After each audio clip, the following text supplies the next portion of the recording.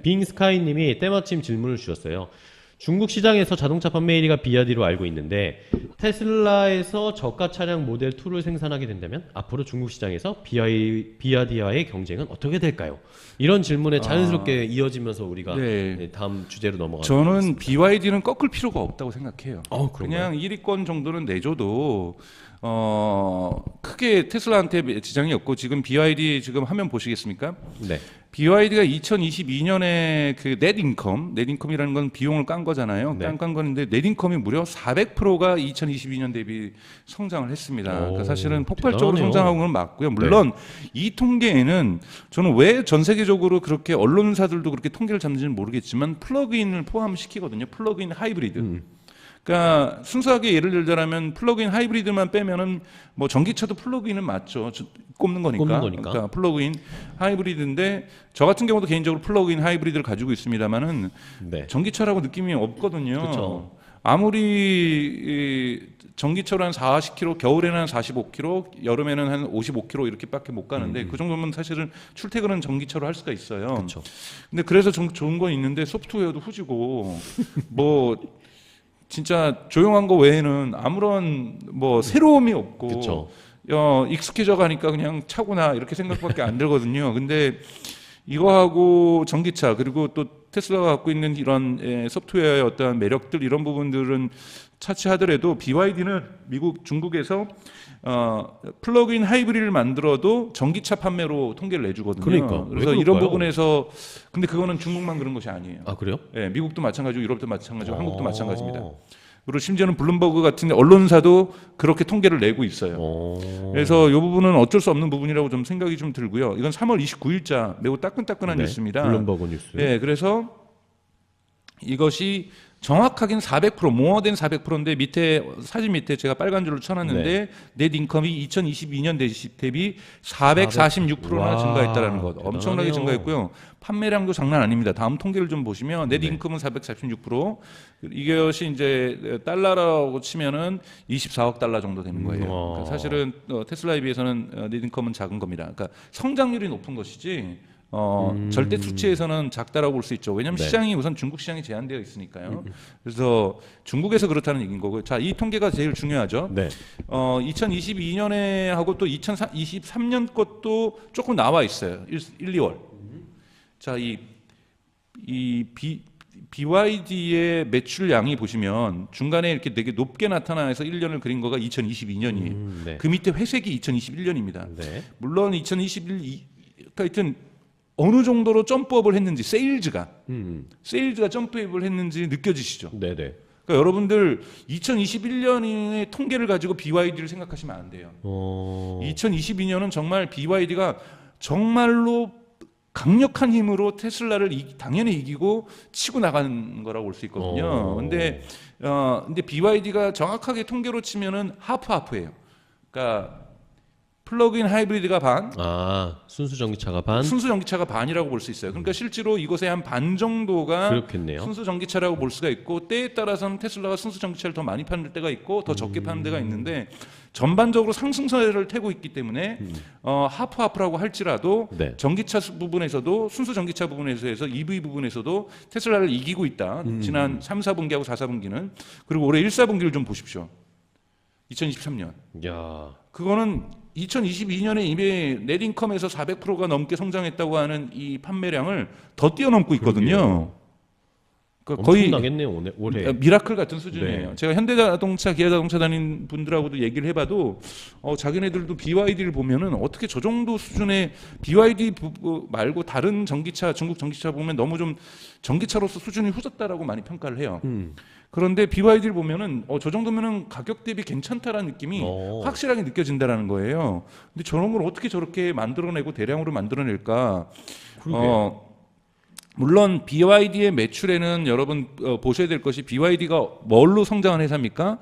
삼성전자하고 LG전자의 피처폰에 배터리 납품하면서 그쵸. 성장한 회사잖아요.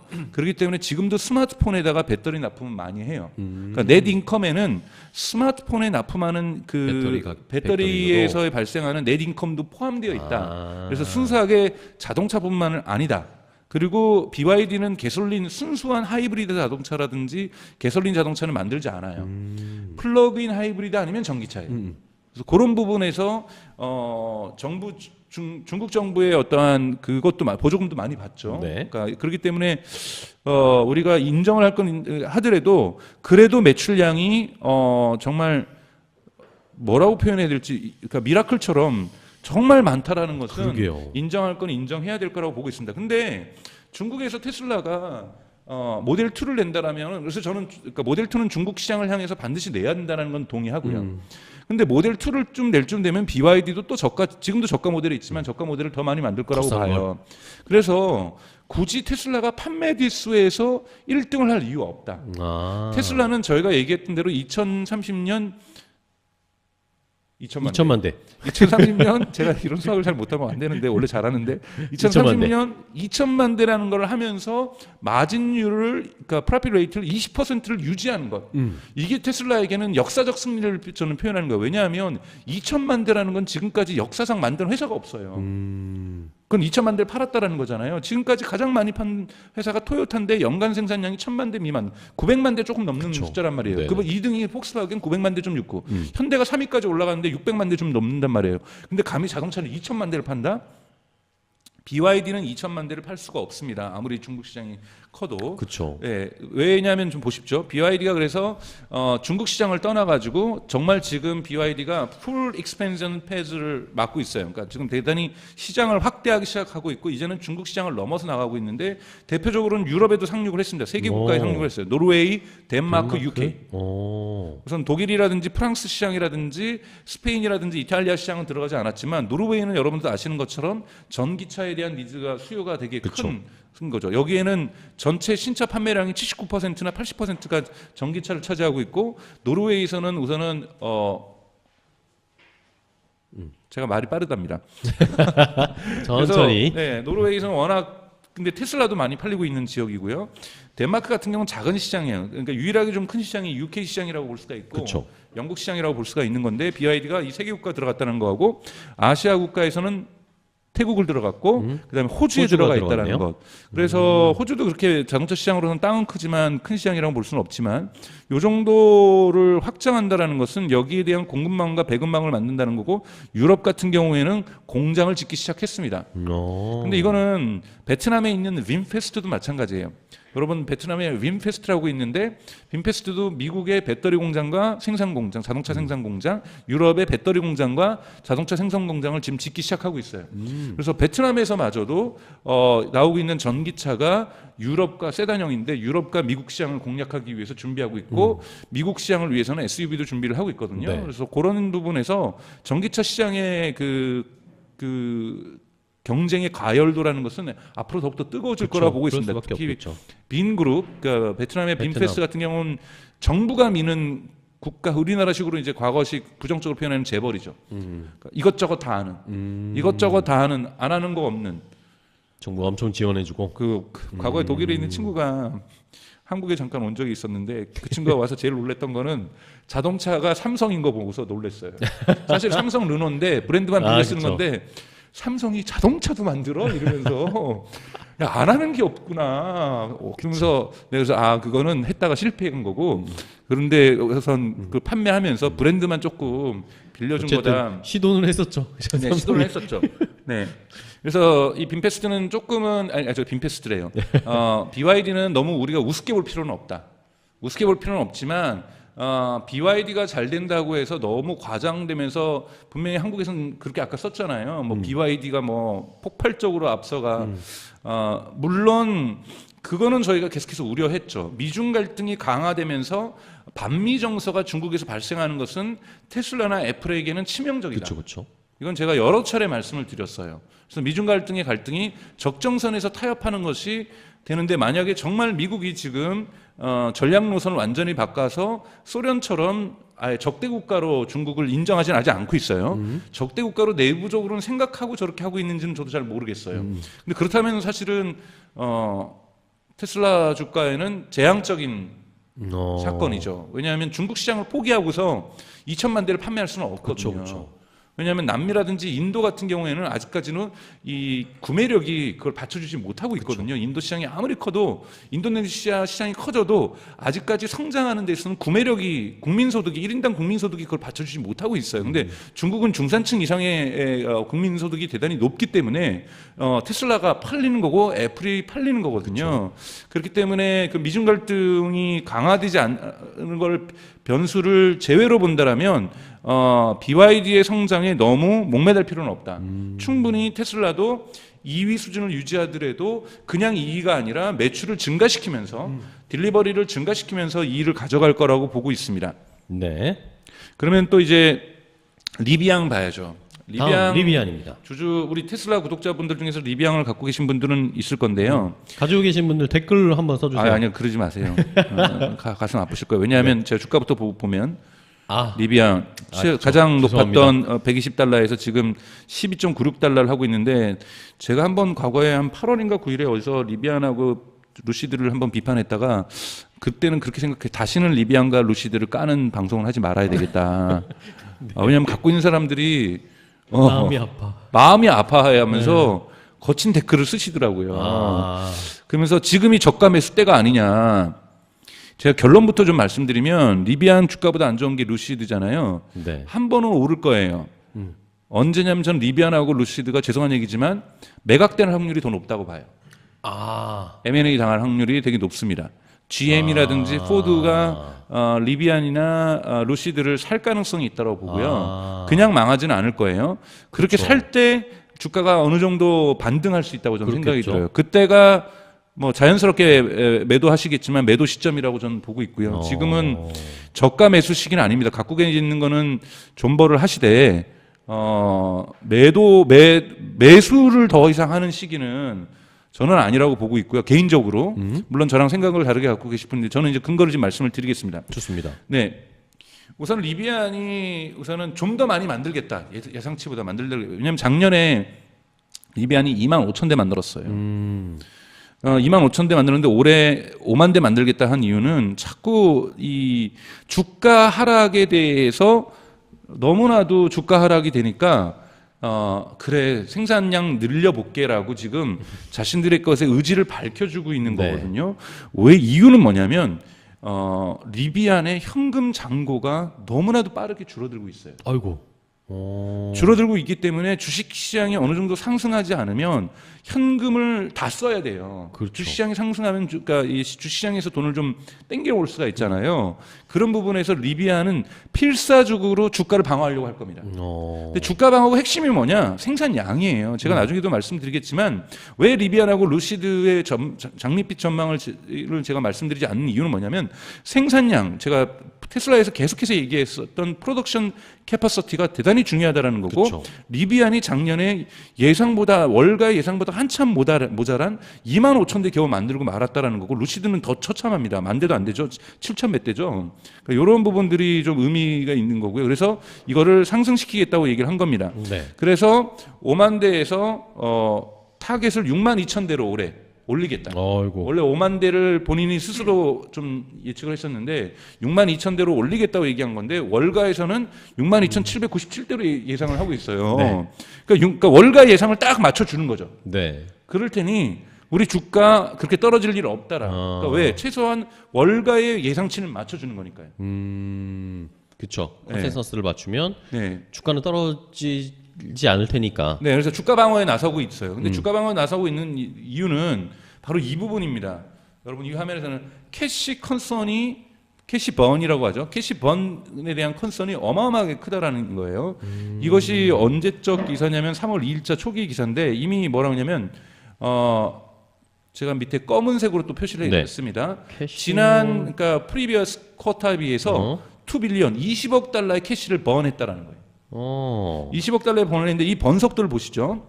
여러분 2022년 12월 30일 날 리비안이 가지고 있는 현금 보유고가 121억 달러였어요. 달러. 근데 그보다 더 앞선 9월 30일 날은 140억 달러였어요. 더 많았어요. 그러니까 3개월 만에 분기 딱 그러니까 3, 4분기 끝났을 시점이고 4, 4분기 끝났을 시점이잖아요. 20억 달러가 사라졌네요. 20억 달러가 사라졌잖아요. 네. 그래서 근데 또 벌써 아까 이 기사에 보면은 또 올해 1, 4분기 때 프리비어스에 비해서 벌써 3월 초인데도 벌써 20억 달러가 또 날아가는 거예요. 네. 그러니까 거의 분기마다 최소 20억 달러가 날아가고 있다는 거예요. 이렇게 계산을 하게 되면 월가에서는 어떻게 예상하고 있냐면 12월 30일 날 연말에는 60억 달러밖에 안 남을 거다. 현금이. 이거 이 현금으로 뭐 하냐면 새로운 공장 짓고 그쵸. 어셈블리 라인 짓고 원자재 사오고 타이어 사오고 유리 사오고 이러는 거거든요. 이런 현금이 있어야 됩니다. 생산하기 위해서는. 그런데 지금 이렇게까지 빠른 속도로 현금이 리비안이 줄고 있다라는 거죠. 그러면 이거를 막을 수 있는 거는 주가 방어밖에 없어요. 주가 방어는 또 뭐냐? 프로덕션밖에 없다라는 거예요. 그러니까 지금 거의 생사를 건 싸움을 하고 있다라는 거. 뭐 리비안의 경영진들이 저는 잘못했다고 생각하지 않아요. 문제는 뭐냐면 리비안의 문제는 뭐냐면 램프업이 안 된다는 거예요. 제가 램프업 구간 계속해서 얘기했잖아요. 그렇죠. 그러니까 램프업 구간. 그 규모의 경제에서 기울기가 가파라지는 곡선으로 들어가 줘야 그로스 마진이 생긴다라는 거예요. 그렇죠. 그로스 마진 생기고 프로핏이 나올 때부터 여러분 2019년에 모델 3를 만들면서 처음으로 테슬라가 램프업 구간을 시작을 합니다. 그래서 2020년, 21년 오면서 들어오고 본격적으로 가파른 램프업 구간은 작년에 들어왔어요. 작년에 들어왔고 올해도 램프업은 유지시켜 줄 거거든요. 네. 이때부터 그로스 마진이 지금 당연하게 리비안은 적자죠. 저렇게 번아웃하고 있을 테니까요. 그러니까 캐시번을 하고 있을 테니까 테슬라는 램프업 구간에 들어오면서 프로핏 레이트가 페라리 수준이라고 말씀드렸잖아요. 그쵸. 자동차가 이렇게까지 20%대까지 나오는 거는 정말 생산의 기적이에요. 근데 이렇게 만들지 못하고 있는데 그 이유는 요 이유가 있어요. R1T가 있고 R1S가 있어요. 모델이 다 두 개 있어요. T가 흔히 말하는 픽업 트럭이고 이거는 구조적으로 무슨 문제가 있냐면 생산도 잘 안 되지만 시장이 멕시코, 미국, 캐나다로 제한돼 있어요. 좁아. 그렇죠. 마진율은 높아요. 마진율은 높은데 지금 무슨 생산도 못 맞추고 내고 있는 거고. 그다음에 R1S가 뭐냐면 이것이 그래서 SUV로 바꿨어요. 그래서 이거 어디다 수출하려고 하면 우선 영국부터 수출하려고 해요. 근데 유럽에서 대형 SUV는 잘 안 팔립니다. 그렇죠. 유럽에서 이제 그러니까 영국 브랜드지만 지금은 이제는 인도 회사죠. 랜드로버. 랜드로버가 인도 회사입니다, 여러분. 그렇죠. 예, 인도 회사인데 처음에는 BMW에 팔렸다가 다시 갔다가 다시 이제 인도로 간 케이스인데 랜드로버가 영국에서 런던이라든지 대도시에서는 안 팔리고 도시 외곽 지역에서 팔리는 차거든요. 그렇죠. 우리는 여러분 SUV를 도시 시내에서 많이 타지만 영국 같은 경우에는 도심 내에서는 SUV 탈 생각 꿈도 잘 못 꿉니다. 그러니까 시장이 매우 제한되어 있다라는 거예요. 그다음에 또 하나가 이 아마존이에요. 지금 리비안이 아마존하고 계약을 변경시키려고 합니다. 네. 왜냐하면 아마존하고 계약을 하면서 벤을 뭐 10만 대 납품한다 그래서 이것 때문에 주가 확 올랐잖아요. 그렇죠. 10만 대 납품한다 그랬는데 아마존이 납품수를 줄이고 있는 거예요. 맞아요. 왜? 요즘 아마존의 매출이 줄어들고 있으니까 그러니까 이 벤이 10만 대가 당장 필요하지 않게 된 거죠. 아껴야죠. 그러니까 아마존도. 연 단위로 납품하는 숫자를 줄여버린 거예요. 근데 이 리비안 입장에선 그러면 다른 데라도 팔아야 되는데 이 벤을 아마존밖에 못 파니까 독점적으로 계약을 했으니 여기서 규모의 경제 효과가 안 나오는 거예요. 램프업이 못 들어가는 겁니다. 그러니까 리비안도 밴을 만드는데 밴이 램프업 구간에 못 들어가는 거예요. 10만 대 정도 납품을 몇 년간에 해줄 때는 램프업 구간에 들어갈 수 있는데 그럼 여기에서도 마진이 생기잖아요. 그러면 지금 리비안 입장에서는 아마존에다가 밴을 만들어서 판매할수록 적자인 거예요. 그렇네요. 그래서 가장 중요한 것은 자동차는 빨리 램프업 구간에 들어가야 돼요. 그러게요. 이 램프업 구간에 들어가야 되는데 사실 6만 대 생산해도 아마 램프업 구간에 못 들어갈 겁니다. 6만 2천 대. 그러니 이 자동차 모델의 포트폴리오의 다양화 이 부분이 필요한 거고 아마존의 트랩에 함정이 걸렸어요. 그러게요. 이 함정을 빨리 극복하는 것이 리비안한테는 대단히 좋은 일이다. 라고 말씀을 좀 드리고 싶어요. 그래서 리비안 저도 생존했으면 좋겠어요. 멋진 자동차를 만들었고 멋진 회사고 이런 데는 예를 들면은 GM이라든지 크라이슬러 그러니까 스텔란티스 또는 폭스바겐이나 벤츠랑 협업하려다 협업 깨졌죠. 먹잇감이 될 수 있습니다. 왜냐하면 저 정도면 포르쉐 정도가 요즘 주가 오르잖아요. 유럽에서 포르쉐 독립하면서 적대적 인수합병 할 수 있는 규모거든요. 12달러잖아요. 12달러. 10달러 밑으로 내려가면 제가 보기엔 바로 적대적 인수합병 들어올 겁니다. 그래서 그런 위험성까지도 이미 처해 있다. 즉 적대적 인수합병의 대상이 되고 있다는 부분에서 리비앙은 조심해야 된다고 저는 말씀을 좀 드리고 싶어요. 네. 만약에 리비앙. 진짜로 도박처럼 저가 매수하실 거면 이거는 합병을 보고 저가 매수 들어가는 거다. 그렇죠. M&A 소식이 나올 때 오르니까요. 급등하면 그때 팔아야 되는 네. 상황이 올 수도 있다라는 네네네. 거. 뭐 인수하는 쪽에서도 보통 한 20-30%는 올려주니까요. 그렇죠. 네, 뭐 그거를 생각하시면 지금의 저가보다는 20-30%가 오를 수 있지만 그거는 저가에서 20-30% 올린 그쵸, 거기 때문에 그쵸. 어느 시점에 들어가는 거에 따라서 손실 규모를 좀 계산해 보실 필요가 있다라고 좀 말씀을 좀 드리고 싶고요. 좋아요. 그 다음에 이제 루시드도 보죠. 루시드 모터스. 루시드는 주가가 사실 더 처참한데 가장 29일 소식이에요. 가장 따끈따끈한 그렇네요. 소식입니다. 1,300명 해고하겠다. 해고했네요. 아이고. 근데 이게 몇 퍼센트냐면은 18%예요. 전체 직원의 네. 거의 20%거든요. 근데 뭐 다 모든 것을 공장 뭐 자동화한 것이 아닌데 로봇이 생산하는 것이 그쵸. 아닌데 이건 생산량에도 영향을 미칠 수밖에 없는 겁니다. 그래서 1,300명 해고하는 조치는 대단히 루시드의 주가에 저는 계속해서 악영향을 미칠 거라고 좀 보고 있고요. 루시드도 문제가 뭐냐면 지금 7.7달러잖아요. 네. 물론 이제 루시드는 이제 리비앙처럼 140달러까지 올라가고 그러진 않았지만 그래도 50달러를 넘겼던 것들이 두 번이나 있는데요. 과연 이걸로 다시 회복할 수 있을 것인가? 뭐 사우디에 투자도 받고 그러니까. 뭐 여러 군데 좋은 소식은 있지만 그리고 루시드도 공장 확장하겠다, 리비앙도 공장 확장하겠다 그러니까 공장 확장까지 하려면은 그때까지의 캐시가 필요하다는 거죠. 그렇죠. 이 캐시를 어떤 식으로 주식시장에서 7.7달러 하는데 이걸 주식시장에서 마련하기 되게 어렵다라는 거거든요. 그럼 또 사우디 같은 데서 또 투자를 해줘야 되는 거예요. 그렇죠. 이것까지 견뎌야 되는데 모델이 많지가 않아요. 심지어는 루시드 같은 경우 한번 보십시오. 지금 주시장은 그러니까 자동차 시장의 이 특징인데 이게 지금 미국 시장인가요? 미국 시장일 거예요. 블룸버그 최근 데이터로 제가 노스 아메리카니까 북미네요. 북미니까 뭐 캐나다하고 멕시코를 하는데 사실 이제 여러분 요 초록 색깔이 테슬라입니다. 테슬라의 시장 점유율은 2021년 1월에 79%였다가 지금 12월 정도에 72%로 떨어진 건 아실 거예요. 근데 이런 시장 지배율 떨어지는 건 당연한 거예요. 경쟁 상대가 생겼으니까요. 네네. 자 그러면 자 검게 표시된 데가 누구냐면 포드예요. 그 다음에 회색별로 하면서 원래는 GM. 되게 작았는데 지금 되게 커지고 있는 데 있죠.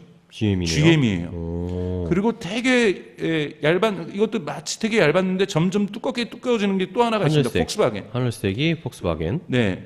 그러니까 이 폭스바겐이 물론 그렇게 두꺼워지고 있지 않지만 있어요. 그리고 아더스에 뭐가 있냐면 루시드하고 메르세데스하고 닛산하고 리비안이 있는 거예요. 자, 요 정도 규모로 시장 규모로 램프업하기 어렵다라는 거예요, 제 말은. 그리고 생산이 안 되는 거 안 팔리는 것도 있지만, 그러니까 이 오히려 더 강력한 테슬라의 경쟁 상대는 누구냐면은 포드하고 GM이에요. 그리고 미국 시장에서 힘내려고 하고 있는 폭스바겐 정도. 폭스바겐 아직은 뭐 디아덜보다 작지만. 디아더스보다는 작지만 그래서 오히려 제가 다음 시간에 준비할 것은 포드하고 GM이 이 비율을 얼마나 확대하는가 또 유럽 기업인 폭스바겐이 이 비율을 북미에서 얼마나 확대하는가에 따라서 테슬라의 실제 진정한 경쟁 상대라고 볼 수가 있습니다. 그래서 초기 여러분 전기차만 만든다고 해서 리비안이나 루시드를 보셨지만 이제 테슬라의 경쟁 상대는 오히려 전통적인 자동차 카 메이커들, 트래디셔널 카 메이커들이라고 볼 수 있다는 점. 만약에 포드가 무스탕이라든지 그 뭐 라이팅이라든지 이런 것들 보십시오. 그 다음 페이지도 재미있어요. 네.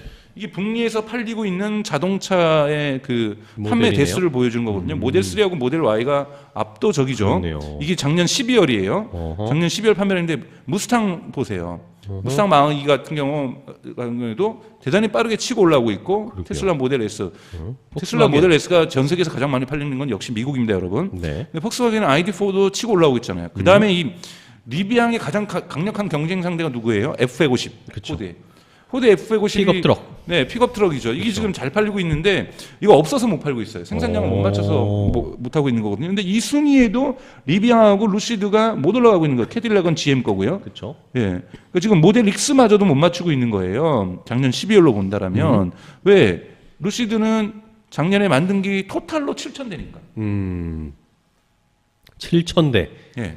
아, 안 된다는. 그리고 이제 루시드가 얘기하는 것은 모델 3 경쟁 제품을 2024년이나 2025년에 내놓겠다라는 거예요. 그때 테슬라는 모델 2 내놓고 나가고 있다라는 거죠. 그렇죠. 이런 부분에서 한 발짝씩 늦어요.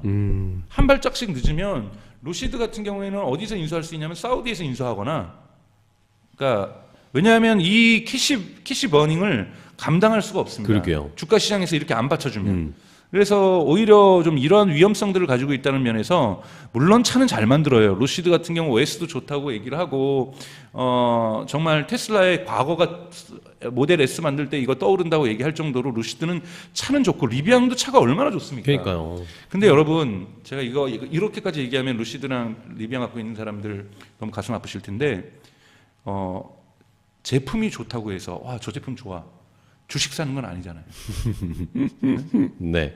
제품 좋아서 제품 사는 것과 주식을 사는 건 여러분 다릅니다. 그렇죠, 그렇죠. 주식은 경쟁 관계와 이 회사가 결국 가서 시장에서 어떻게 시장을 뚫고 일어나서 프라핏을 내줘가지고 주식의 원래 근본 목적은 뭐예요? 주당 순이익이에요. 배당금이에요, 그렇죠. 배당금. 그렇죠, 그렇죠. 이게 주식의 가장 큰 목적이에요. 배당금을 줄 수 있는가? 배당금을 주려면은 현금이 있어야 되는데. 프라핏을 내야 된다는 거예요. 그러면 프라핏을 낼 수 있는 기업이 될 수 있을까?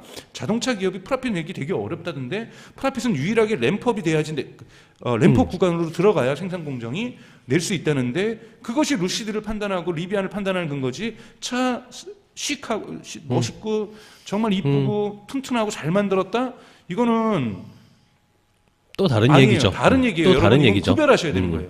주식 시장에 투자하는 것과 상품을 구매하는 건 다른 영역이라는 거예요. 그러니까 이런 부분에서 좀 보실 필요가 있다는 말씀을 좀 드리면서, 다음 시간에 제가 GM이나 포드 쪽 많이 하겠다는 말씀을 드리면서 오늘은 제가 준비한 내용이 여기까지일 겁니다. 네. 아, 알겠습니다. 네.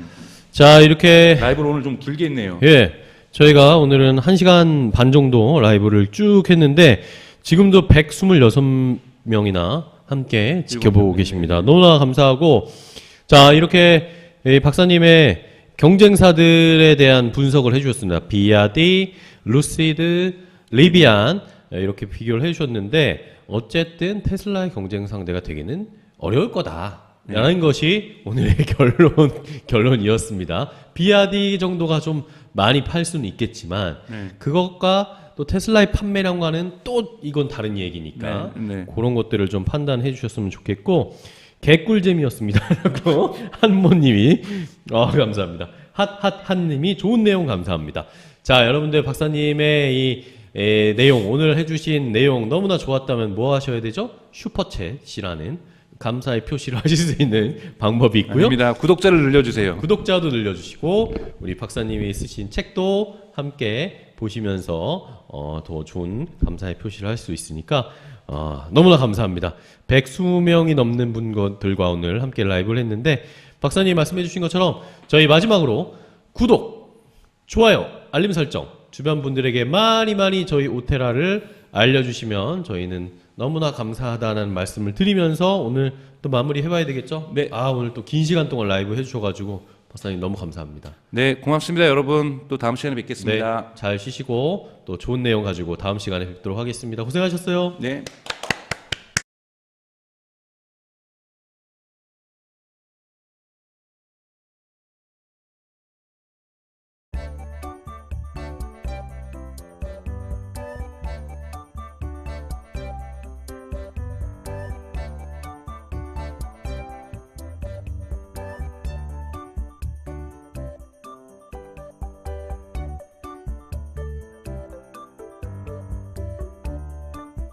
제가 밑에 검은색으로 또 표시를 네. 했습니다. 캐시... 지난 그러니까 프리비어스 쿼터에 비해서 2 빌리언 20억 달러의 캐시를 번했다라는 거예요. 20억 달러의 번을 했는데 이 번속도를 보시죠.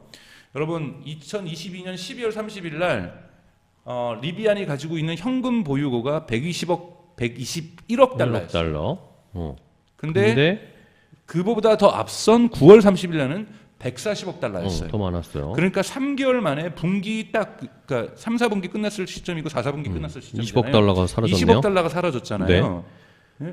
그래서 근데 또 벌써 아까 이 기사에 보면은 또 올해 1, 4분기 때 프리비어스에 비해서 벌써 3월 초인데도 벌써 20억 달러가 또 날아가는 거예요. 네. 그러니까 거의 분기마다 최소 20억 달러가 날아가고 있다는 거예요. 이렇게 계산을 하게 되면 월가에서는 어떻게 예상하고 있냐면 12월 30일 날 연말에는 60억 달러밖에 안 남을 거다. 현금이. 이거 이 현금으로 뭐 하냐면 새로운 공장 짓고 그쵸. 어셈블리 라인 짓고 원자재 사오고 타이어 사오고 유리 사오고 이러는 거거든요.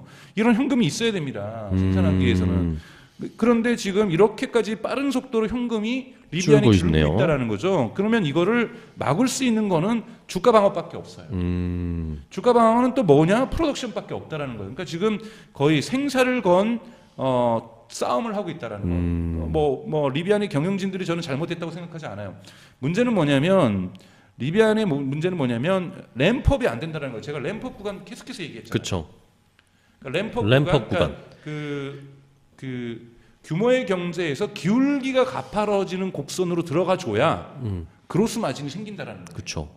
그로스 마진 생기고 프로핏이 나올 때부터 여러분 2019년에 모델 3를 만들면서 처음으로 테슬라가 램프업 구간을 시작을 합니다.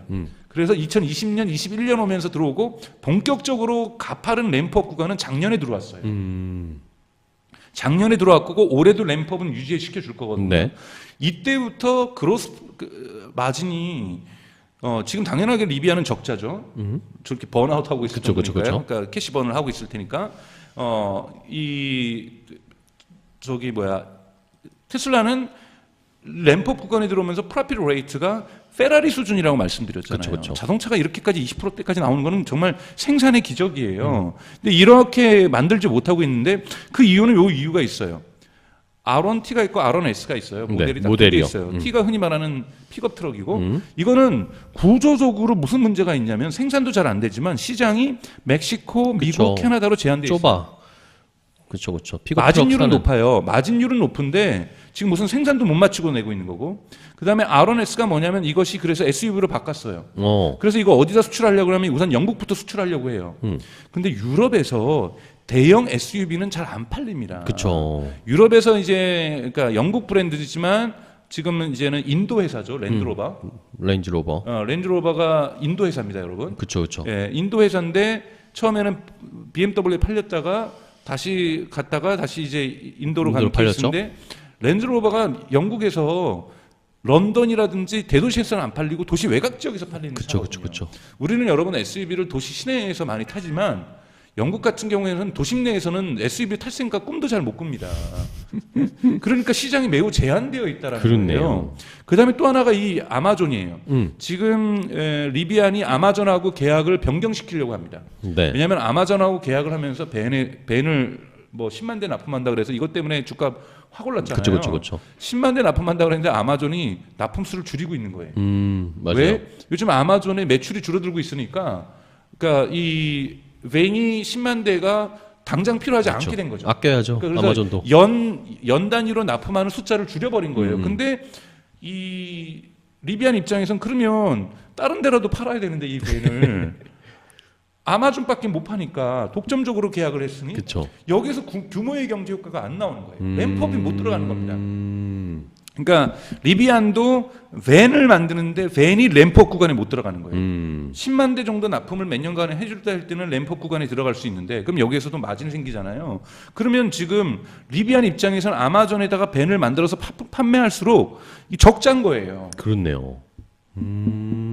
그래서 가장 중요한 것은 자동차는 빨리 램프업 구간에 들어가야 돼요. 그러게요. 이 램프업 구간에 들어가야 되는데 사실 6만 대 생산해도 아마 램프업 구간에 못 들어갈 겁니다. 6만 2천 대.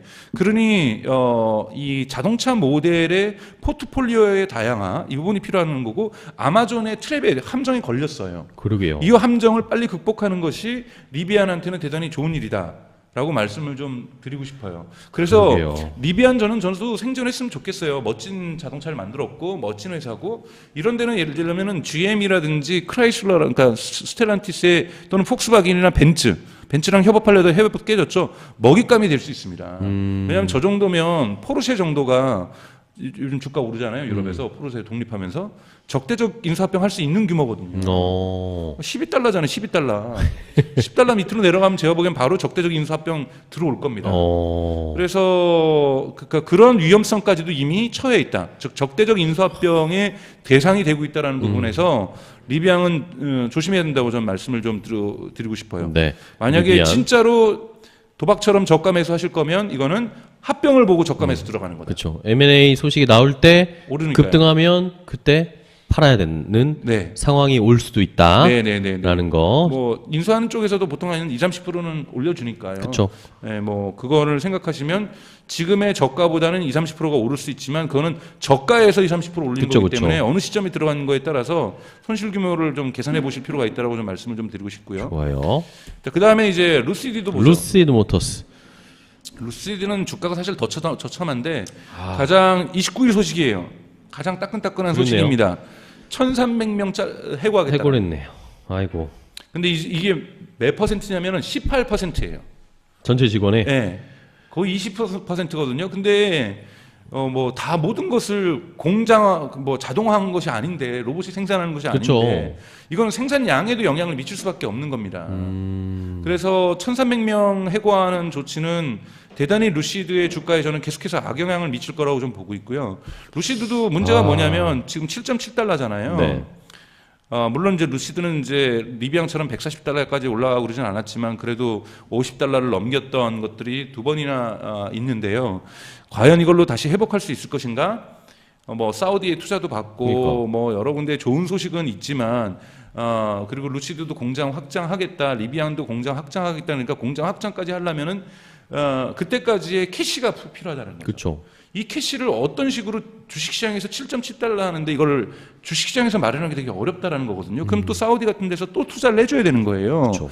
이것까지 견뎌야 되는데 모델이 많지가 않아요. 심지어는 루시드 같은 경우 한번 보십시오. 지금 주시장은 그러니까 자동차 시장의 이 특징인데 이게 지금 미국 시장인가요?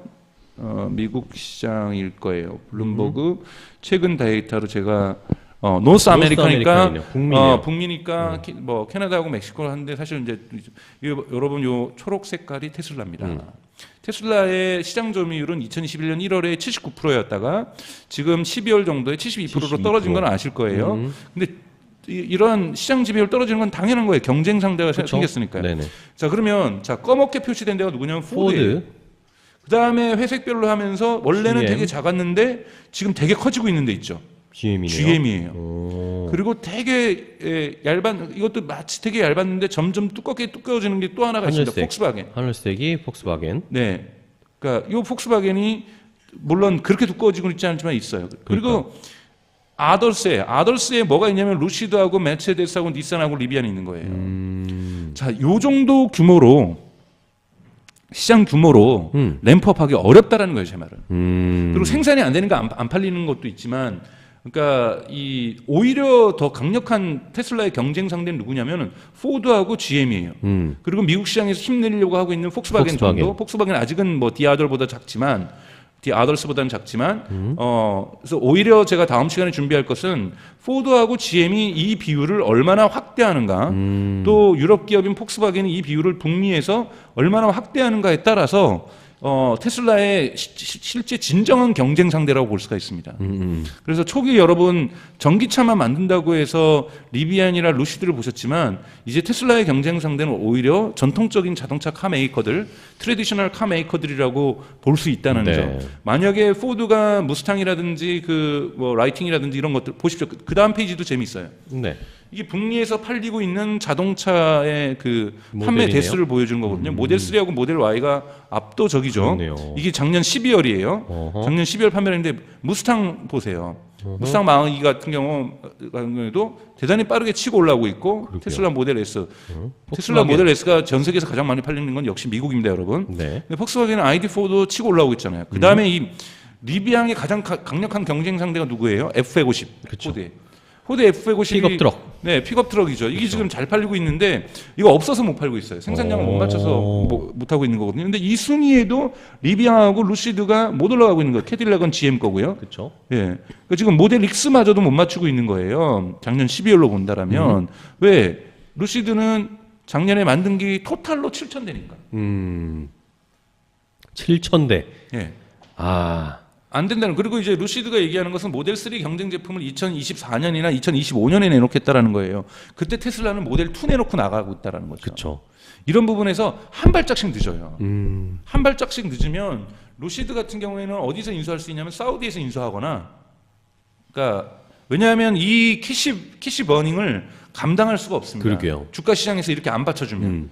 그래서 오히려 좀 이러한 위험성들을 가지고 있다는 면에서 물론 차는 잘 만들어요. 루시드 같은 경우 OS도 좋다고 얘기를 하고 정말 테슬라의 과거가 모델 S 만들 때 이거 떠오른다고 얘기할 정도로 루시드는 차는 좋고 리비앙도 차가 얼마나 좋습니까? 그러니까요. 근데 여러분 제가 이거 이렇게까지 얘기하면 루시드랑 리비앙 갖고 있는 사람들 너무 가슴 아프실 텐데 제품이 좋다고 해서 와, 저 제품 좋아.